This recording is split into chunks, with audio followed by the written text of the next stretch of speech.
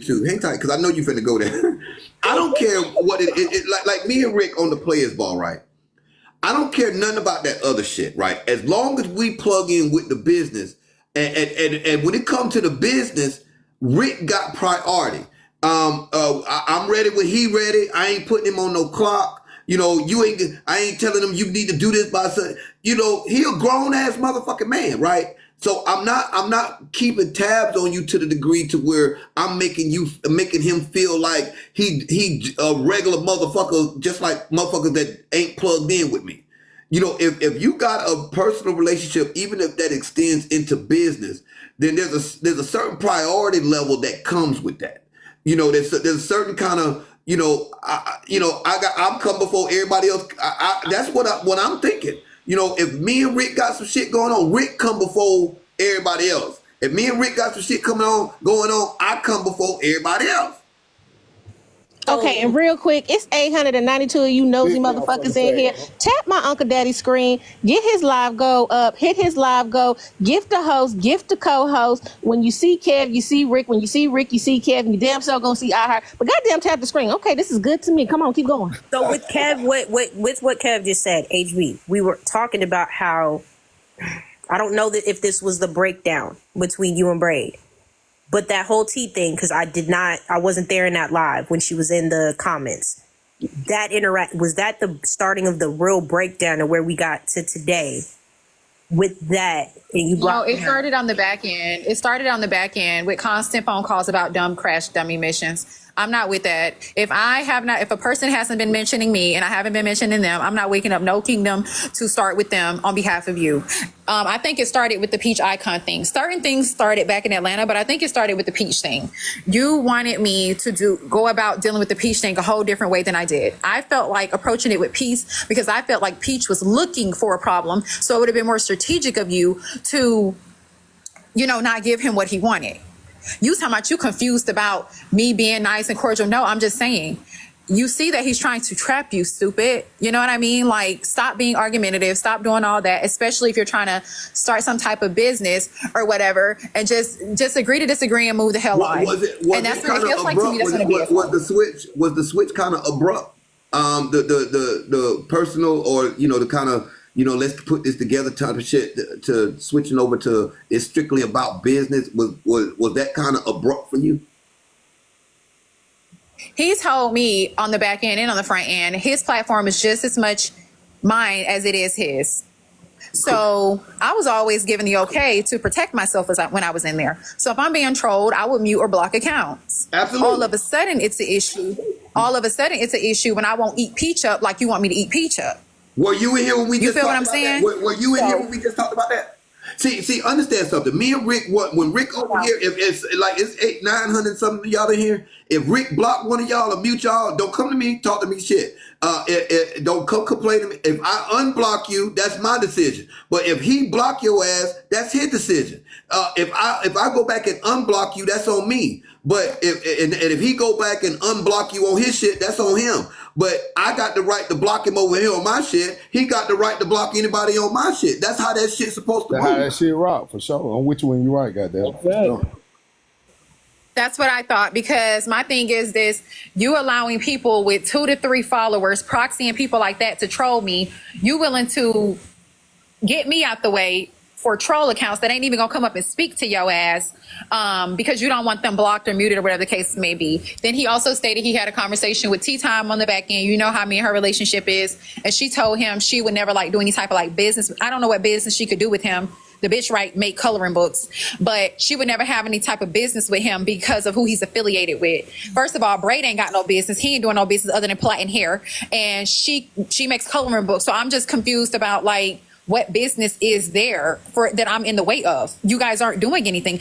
That was her first time coming to his platform since I had been over there interacting. So I was confused on what I was in the way of. The problem being back because Braid wants you to be a crash dummy. And the women on that panel, if they don't get with the program sooner or later, that's what he's talking about. I like the new characters. They waking it up. You better keep that energy, because when you switch it up, your ass is going to get kicked to the curb. He needs crash dummies. Braid wants to be really hurt. I Trina's feelings are hurt. Trina's feelings are hurt, but I Braid went believe and that. buy her a fucking French fry. So I'm very confused. She was also being used, and that's just that. If you don't pop your shit over there, then he gonna get your ass gone. Braid is not who y'all think he is. Trina had less to lose, right? Trina had less to lose. Her platform ain't big as y'all. She don't get as many gifts or cash out. So she had less to lose. Yeah, right? I don't need it. I don't need it. That's why I came in Braid platform the other night. If you don't be, shut your ass up. See, when she got less to lose, right? So when you got less to lose, you become more emotionally invested because you have less to offer. You have, there's nothing as much on the table. So with Trina, I think that I think both of you, even your ugly ass, heartbreaker, I think y'all had a genuine affection for him. You wanted to see the success of his platform. You contributed to that success. I actually saw y'all as a trio or some shit like that. But with Trina would be more emotionally invested because she has less to lose, right? So I agree. There would be less on the table. There would be less on the table. So what's on the table is what she has to offer of herself. So yeah, he would say stuff like when he said the bottom of the barrel thing, I said, Braid, I make more money than you every day. I was sitting in your live on your panel. And I came in his panel the other night for 10 minutes and made $450 just to show him that I don't know what you think this is. I have a platform. We literally talked about hurricanes for the last 24 hours and held over 1,000 people in the room. Braid's content is literally getting people in there, instigating. He mutes his mic, drink literally like a gallon of Casamigos while they tussle. That's his content. So I didn't like the comparison. I didn't like the put down. I didn't like none of that. I understand why Trina wants to make amends with him. She probably needs to. I don't. I really don't. I don't even think it's necessarily with Trina based off of a need for him, right? See, you different, right? Then what is it? It's more so because she's like I just explained. She's more emotionally invested than you are. You don't give a fuck. I don't know why people don't. I said this before you even came in the live. I don't know why people don't fucking listen to you. If she tell you she don't give a fuck, your mindset should be business anyway. Why get on such a personal level to where she's able to now chop you down to your motherfucking ankles because you've gone there. If you gonna cross the line, don't get personal.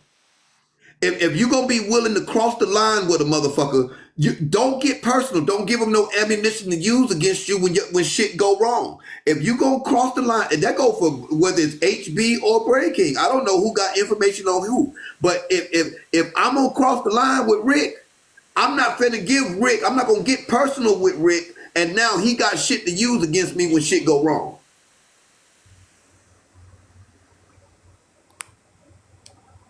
I understand that, but like I said, it ended when Braid, I was no longer about to be a crash dummy. If I'm done having a problem with Dime, if I'm done having a problem with Keon, if these women ain't mentioning me, I'm not mentioning them. If Peach Icon ain't talking about me, and I'm not talking about him. If Manny ain't talking about me, I ain't talking about Manny. I get tired of having to address people on your behalf. I agree. But when me and Trina have a problem, somebody come from me and Trina, he gets the the opposite person into the fucking panel. He mute his mic and let us tussle. He don't got a word.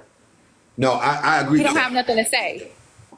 I agree with that. No. That part I agree with. I'm not finna be fuck. Don't bring your beef to me. If you got beef with somebody, handle that beef on your own. If they bring it to me, that's different. But I'm not finna. Don't be using me to fight your goddamn beef. You woman enough, man enough to fight your own beef. And now if they bring that shit to me simply because they got a problem with you, that's different. If a motherfucker come to me, if a motherfucker got a problem with Rick, and they going back and forth with Rick, and they come to me because they got a problem with Rick, I'll handle that motherfucker when they come to me. But Rick can't throw me in the middle of some shit Rick got going on simply because he got a problem with a motherfucker. I'm not finna, and he don't. That's the same shit that happened with that Uchi shit. I didn't get in that shit till that nigga said something about my wife. I wasn't studying that Correct. shit. I let you and that nigga go with it. I ain't never had no lie about that nigga said nothing about the boy. That's true. Said something about my wife, then I got in it. When you say my wife name, bitch, then I got a problem. That's when you get involved. When a motherfucker brings, He'll have us tussling with these folks. And then the next week he'll be in a panel with them kissing ass. Like, I'd be confused. It's like, what the hell are you doing? What do you really want? So it just be confusing to me. Braid is upset that I truly don't care. I don't care. I don't even know these TikTokers. Like, seriously though, I don't care if I do tell you I love you. Why the fuck? It's your fault to believe it, bitch. I don't know you. I don't love half the motherfuckers my mama gave birth to. What the hell make y'all think I don't know y'all? And I think that's it. I had to get my lick back. Braid gotta know. Live too. I wouldn't know who Braid King was. I met Braid King through you. And even with the whole players ball thing, the whole product, if you're not involved, I don't want to, I'm good, because again, y'all are, to me, it's a package deal. If we working with a product trying to put something together on the players ball, the production and shit, y'all are a package deal. If y'all ain't coming together, then we just gonna do some other shit. Because and so then I met him through braiding hair. But Messy Talk. What jumped Braid off on Messy Talk is his beef with Dime and that interview he did with me. Let's keep it a buck. Braid was on checkmate down there talking about he been on Messy Talk. When? I ain't never seen his ass over here other than throwing a gif in Bella Live or something. That nigga was real mute. I never knew who he was. Let's just really be honest. I did not know who that man was. He did not have no platform over here. I ain't never even saw him in a panel over here, if we're being brutally honest. Let's be for real. That's why I said I gave birth to Braid. You're not going to disrespect me. They're a package to women, not men. What? Say it with your chest. What you trying to say there? Guess who, forehead? They're a package to women, not men. What the fuck is you talking about? I really need to see that live. I did not know that live. AP, your mic is muted. Did she get a phone call? You got a phone call over there, AP? Your mic is muted, AP. Can I be a little messy? Yeah, I got a call. Hold on, let me reset. Can I be a little messy? First of all, y'all see my Uncle Daddy Cash up there. But Dime, what you mean the kingdom is yours? I'm being a little messy. Dime, the real Dime piece. What you mean the kingdom is yours? Because I seen that comment. What I'm saying is I didn't see that live. I really want to see that clip now that HB's referring to, because I did not know he first had spoke with Dime and Kiona, and that's how he met HB. I'm totally lost now as to I thought I had the story correct, but I don't. So I don't. So HB, it's on the blog. It's on the blogs, and I'll make sure that I repost it. That night when he instigated that shit with me and Dime in that live where he hosted a whole live. That's the night Dime had like 300,000